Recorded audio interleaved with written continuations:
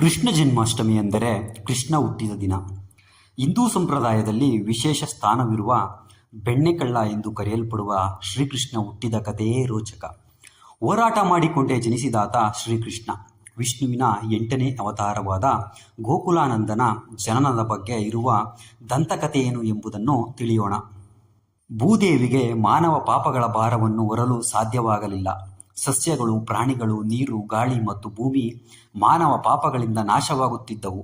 ಆಗ ಭೂದೇವಿ ವಿಷ್ಣುವಿನ ಬಳಿ ಹೋಗಿ ತನ್ನನ್ನು ರಕ್ಷಿಸುವಂತೆ ಕೇಳಿಕೊಂಡಳು. ಹಿಂದೂ ಧರ್ಮಗ್ರಂಥಗಳ ಪ್ರಕಾರ ಈ ಪ್ರಮುಖ ಘಟನೆಯು ಶ್ರೀಕೃಷ್ಣನ ಜನ್ಮಕ್ಕೆ ಸ್ಫೂರ್ತಿ ನೀಡಿತು. ಕೃಷ್ಣ ಹುಟ್ಟಲು ಇದು ಮೊದಲ ಕಾರಣ ಎನ್ನಲಾಗುತ್ತದೆ. ಆ ಕಾಲದಲ್ಲಿ ಮಥುರೆಯಲ್ಲಿ ಉಗ್ರಸೇನನೆಂಬ ರಾಜನಿದ್ದ. ಆತನ ಮಗನೇ ಕಂಸ. ಈತ ಕರುಣೆ ಇಲ್ಲದ ಕ್ರೂರ ವ್ಯಕ್ತಿ. ಮಥುರೆಯ ಪ್ರತಿಯೊಬ್ಬರೂ ಅವನ ಕ್ರೂರ ಮತ್ತು ದುಷ್ಟ ಸ್ವಭಾವಕ್ಕೆ ಹೆದರುತ್ತಿದ್ದರು. ಕಂಸ ಪ್ರೀತಿಸುವ ಒಬ್ಬ ವ್ಯಕ್ತಿಯೆಂದರೆ ಆತನ ಸಹೋದರಿ ದೇವಕಿ. ಆಕೆ ದಯೆ, ಪ್ರೀತಿ ಮತ್ತು ಕಾಳಜಿಯುಳ್ಳವಳು. ದೇವಕಿಯ ಮದುವೆಯನ್ನು ವಾಸುದೇವ ಎಂಬ ವ್ಯಕ್ತಿಯೊಂದಿಗೆ ನಿಶ್ಚಯಿಸಲಾಯಿತು. ಮದುವೆ ಬಹಳ ವೈಭವದಿಂದ ನಡೆದು ಎಲ್ಲ ಆಚರಣೆಗಳು ಮುಗಿದ ನಂತರ ತನ್ನ ತಂಗಿಯನ್ನು ಕಂಸ ರಥದ ಮೂಲಕ ಅತ್ತೆಯ ಮನೆಗೆ ಕರೆದೊಯ್ಯುತ್ತಿದ್ದನು. ಈ ದಾರಿಯಲ್ಲಿ ಇದ್ದಕ್ಕಿದ್ದಂತೆ ಜೋರಾಗಿ ಗಾಳಿ ಬೀಸಿ ಮೋಡಗಳು ಆಕಾಶವನ್ನು ಆವರಿಸಿದವು. ಆಗಸದಿಂದ ಒಂದು ಅನಾಮಿಕ ಧ್ವನಿಯು, "ಓ ಪ್ರಿಯ ಕಂಸ, ನೀನು ಯಾಕೆ ತುಂಬ ಸಂತೋಷವಾಗಿದ್ದೀಯ? ನೀನು ತುಂಬ ಪ್ರೀತಿಸುವ ಸಹೋದರಿಗೆ ಮಗ ಹುಟ್ಟುತ್ತಾನೆ.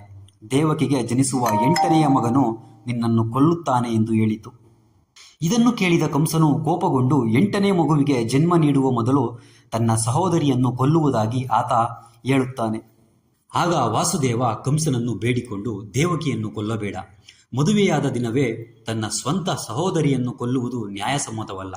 ತನಗೆ ಜನಿಸಿದ ಎಲ್ಲ ಮಕ್ಕಳನ್ನು ಕಂಸನಿಗೆ ಹಸ್ತಾಂತರಿಸುವುದಾಗಿ ಭರವಸೆ ನೀಡುತ್ತಾನೆ. ಮದುವೆಯ ಮೆರವಣಿಗೆಯನ್ನು ಮಥುರೆಗೆ ಹಿಂತಿರುಗಲು ಆದೇಶ ನೀಡಿ ವಾಸುದೇವ ಮತ್ತು ದೇವಕಿಯನ್ನು ಅರಮನೆಯ ಕತ್ತಲ ಕೋಣೆಯಲ್ಲಿ ಬಂಧಿಸಿದನು. ಒಂದು ದಿನ ಕಂಸನು ತನ್ನ ಕೋಣೆಯಲ್ಲಿ ಕುಳಿತಿದ್ದಾಗ ದೇವಕಿಯು ಮಗುವಿಗೆ ಜನ್ಮ ನೀಡಿದ ಸುದ್ದಿ ಅವನಿಗೆ ತಿಳಿಯಿತು. ಕಂಸ ತಕ್ಷಣವೇ ಸೆರೆಮನೆಗೆ ಹೋಗಿ ಆ ಮಗುವನ್ನು ಹಸ್ತಾಂತರಿಸುವಂತೆ ದೇವಕಿಯನ್ನು ವಿನಂತಿಸಿದನು. ಆದರೆ ಅವಳು ನಿರಾಕರಿಸಿದಳು.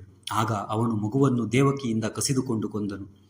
ಅದರ ನಂತರ ದೇವಕಿಗೆ ಜನಿಸಿದ ಮುಂದಿನ 5 ಮಕ್ಕಳನ್ನು ಕಂಸ ಕೊಂದನು. ದೇವಕಿ 7ನೇ ಬಾರಿ ಗರ್ಭಿಣಿಯಾಗಿದ್ದಳು. 7ನೇ ಮಗುವನ್ನು ಬುದ್ಧಿವಂತಿಕೆಯಿಂದ ರೋಹಿಣಿಗೆ ಹಸ್ತಾಂತರಿಸಿದರು. ಈ ಕ್ರೂರತೆಯಿಂದ ಬೇಸತ್ತ ದಂಪತಿಗಳು 8ನೇ ಮಗುವನ್ನು ಉಳಿಸಲು ವಿಷ್ಣುವನ್ನು ಕೇಳಿಕೊಂಡರು. ಒಂದು ರಾತ್ರಿ ವಿಷ್ಣು ವಾಸುದೇವನಿಗೆ ಕನಸಿನಲ್ಲಿ ಕಾಣಿಸಿಕೊಂಡು, ನಿನ್ನ ಮಗುವನ್ನು ಗೋಕುಲಕ್ಕೆ ಕರೆದುಕೊಂಡು ಹೋಗಿ ಅಲ್ಲಿರುವ ನಂದಗೋಪಾಲ ಮತ್ತು ಯಶೋದೆಗೆ ಜನಿಸಿದ ಮಗುವಿನ ಜೊತೆ ವಿನಿಮಯ ಮಾಡಿಕೊಳ್ಳಬೇಕು ಎಂದು ಹೇಳಿ ವಿಷ್ಣು ಕಣ್ಮರೆಯಾದ. ಕೃಷ್ಣ ಪಕ್ಷದ ಅಷ್ಟಮಿಯ ದಿನ ದೇವಕಿಯ 8ನೇ ಮಗ ಹುಟ್ಟಿದ. ಆತನೇ ಭಗವಾನ್ ಕೃಷ್ಣ. ಕೃಷ್ಣನ ತಂದೆ ವಾಸುದೇವನು ವಿಷ್ಣುವಿನ ಸೂಚನೆಯಂತೆ ಬುಟ್ಟಿಯಲ್ಲಿಟ್ಟುಕೊಂಡು ಭಾರೀ ಮಳೆಯಲ್ಲೇ ತನ್ನ ಕಂದನನ್ನು ಕಂಸನಿಂದ ರಕ್ಷಿಸಲು ನಂದಗೋಪಾಲ ಮನೆಗೆ ಹೊರಡುತ್ತಾನೆ. ಆಗ ಇದ್ದಕ್ಕಿದ್ದಂತೆ ಜೈಲಿನ ಕಾವಲಿಗಾರರು ನಿದ್ರೆಗೆ ಜಾರುತ್ತಾರೆ. ಅಷ್ಟು ಮಾತ್ರವಲ್ಲ, ಜೈಲಿನ ಬಾಗಿಲು ಇದ್ದಕ್ಕಿದ್ದಂತೆ ಸ್ವಯಂಚಾಲಿತವಾಗಿ ತೆರೆದುಕೊಂಡಿತು.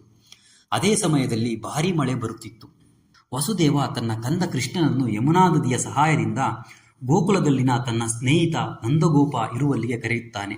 ಅದೇ ಸಮಯದಲ್ಲಿ ನಂದ ಅವರ ಪತ್ನಿ ಯಶೋಧ ಕೂಡ ಹೆಣ್ಣು ಮಗುವಿಗೆ ಜನ್ಮ ನೀಡುತ್ತಾಳೆ. ಆಗ ವಸುದೇವನು ತನ್ನ ಮಗ ಕೃಷ್ಣನನ್ನು ಯಶೋಧಳ ಮಡಿಲಲ್ಲಿ ಮಲಗಿಸಿ ಆಕೆಯ ಹೆಣ್ಣು ಮಗುವನ್ನು ತನ್ನೊಂದಿಗೆ ಕರೆದುಕೊಂಡು ಹೋಗುತ್ತಾನೆ. ವಾಸುದೇವನು ನಂದರ ಹೆಣ್ಣು ಶಿಶುವಿನೊಂದಿಗೆ ಮಥುರಾದ ಜೈಲಿಗೆ ಮರಳಿದರು. ನಂತರ ಕಂಸನಿಗೆ ದೇವಕಿ ಮತ್ತು ವಾಸುದೇವನಿಗೆ 8ನೇ ಮಗುವಾಗಿರುವ ವಿಷಯ ತಿಳಿಯಿತು. ಕಂಸನು ಆ ಮಗುವನ್ನು ಸಾಯಿಸಲು ಜೈಲಿಗೆ ಬರುತ್ತಾನೆ. ಆ ಹೆಣ್ಣು ಶಿಶುವನ್ನು ಕಲ್ಲಿನ ಮೇಲಿಟ್ಟು ಕೊಲ್ಲಲು ಯತ್ನಿಸಿದಾಗ ಮಗು ಆಕಾಶಕ್ಕೆ ಹಾರಿ ತನ್ನ ದಿವ್ಯ ಸ್ವರೂಪವನ್ನು ಪ್ರದರ್ಶಿಸುತ್ತಾಳೆ. ಕಂಸನಿಗೆ ಆತನ ಸಂಹಾರವನ್ನು ದೃಢಪಡಿಸಿ ವಿಂಧ್ಯಾಚಲ ಪರ್ವತವನ್ನೇರಿ ಕುಳಿತುಕೊಳ್ಳುತ್ತಾಳೆ. ಇಂದಿಗೂ ಆಕೆಯನ್ನು ವಿಂಧ್ಯಾವಾಸಿನಿ, ವಿಂಧ್ಯಾಚಲ ದೇವಿ ಎಂದು ಕರೆಯಲಾಗುತ್ತದೆ. ಇದನ್ನು ಕೇಳಿದ ಕಂಸನು ಭಯಭೀತನಾದನು. ವಾಸುದೇವ ಮತ್ತು ದೇವಕಿ ಸಂತೋಷಪಟ್ಟರು. ಇದೇ ಕೃಷ್ಣನ ಜನ್ಮದ ಹಿಂದಿನ ಕಥೆ.